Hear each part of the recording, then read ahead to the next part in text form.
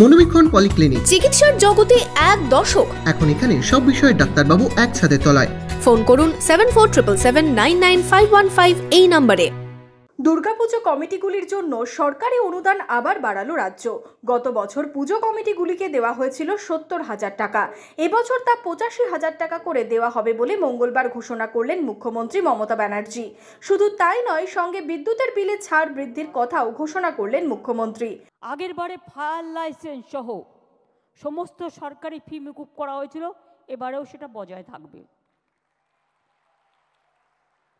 বিদ্যুতের ছাড় আগের বারে ছিল 2/3 মানে 66%, কিন্তু এবার আমি সিএসসির সাথে কথা বলেছি এবং পাওয়ার ডিপার্টমেন্টের শান্তনু অরূপের সাথেও কথা বলেছি।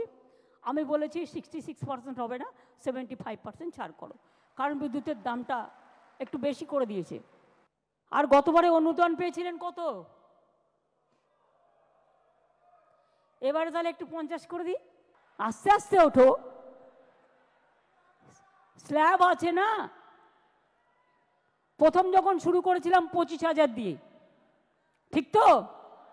তারপরে আস্তে আস্তে আস্তে আস্তে 70 এসছে। এবারে যদি সব করে দিই, আগে আসছে বছর কি হবে? আসছে বছরের জন্য তো রেখে দিতে হবে। সেই জন্য এবার 70 থেকে স্ল্যাবটা বাড়িয়ে 85,000 করে দিলাম।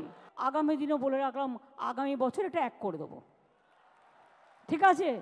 2 বছরেরটাই কিন্তু ডিক্লেয়ার করে দিলাম ইন অ্যাডভান্স। শুধু তাই নয়, পরের বছর এই অনুদান 1 লক্ষ টাকা করা হবে বলে জানিয়েছেন মুখ্যমন্ত্রী। এদিন নেতাজি ইনডোর স্টেডিয়ামে পুজো কমিটির সদস্যদের নিয়ে বৈঠকে ঘোষণা করেন মুখ্যমন্ত্রী। Bureau report, imagine community media.